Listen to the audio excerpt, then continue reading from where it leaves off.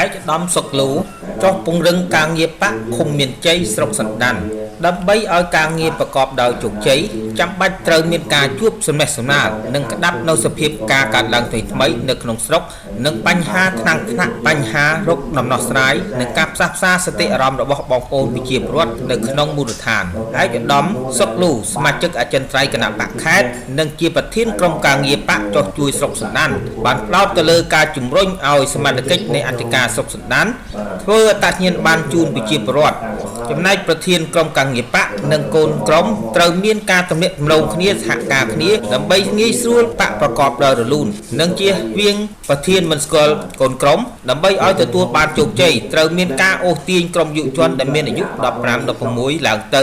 តាមរយៈឪពុកម្ដាយនិងសមាគមក្នុងការត្រៀមបោះឆ្នោតនៅពេលខាងមុខឯកឧត្តមសុកលូសមាជិកគណៈអចិន្ត្រៃយ៍គណៈបកខេត្តនិងប្រធានក្រុមការងារចុះជួយស្រុកសណ្ដាន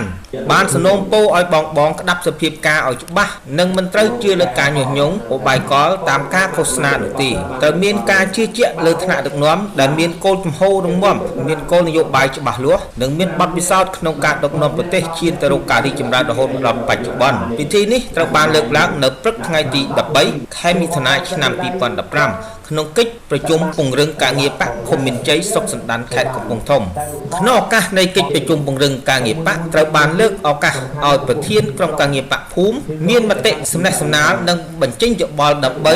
លើកយកនៅបញ្ហានានាមកដាក់លើតុរួមគ្នាគិតរួមគ្នាធ្វើកែបញ្ហាដែលមានការព្រួយបារម្ភគឺក្រុមការងារបកមួយចំនួនមានវិបត្តិខាងហិរញ្ញវត្ថុទើបនាំគ្នាចាកចេញទៅធ្វើចំណាក់ស្រុកនៅឯប្រទេសថៃធ្វើឲ្យមានការពិបាកក្នុងការរួបរวมសមាជិកបកនៅក្នុងឱកាសនោះផងដែរឯកឧត្តមសុកលូបានផ្ដាំផ្ញើដល់មេភូមិមេឃុំជួយផ្សព្វផ្សាយដល់ប្រជាពលរដ្ឋនៅក្នុងមូលដ្ឋានសូមកុំឲ្យមានការជឿលើអង្គការមួយចំនួនដែលបានដើរធ្វើសកម្មភាពខ្ចីលុយប្រជាពលរដ្ឋហើយសន្យាថានឹងឲ្យការប្រាក់ 10% និងត្រូវបានហាមឃាត់ពីប្រមុខរដ្ឋាភិបាលថាជារឿងបោកប្រាស់ដោយសារតែមានក្រុមហ៊ុនដែលពុំមានការអនុញ្ញាតច្បាប់ត្រឹមត្រូវនៅពេលដែលមានការបាត់បង់ដោយប្រការណាមួយនាំឲ្យមានការសោកស្ដាយម្យ៉ាងទៀតសំណុំពរឲ្យមេភូមិមេឃុំត្រួតពិនិត្យឲ្យច្បាស់លាស់ពីបញ្ហាប្រជាពលរដ្ឋដែលបានខ្ចីលុយពីអង្គការនានាដោយអ្នកខ្លះបានខ្ចីរហូតដល់5អង្គការក៏មានដែរតែក្នុងនោះថាវិការដែលបានខ្ចីមកពុំបានយកដល់មុខរបរត្រឹមត្រូវនោះទេអ្នកខ្លះយកមកជប់លៀងអ្នកខ្លះយកមករៀបការ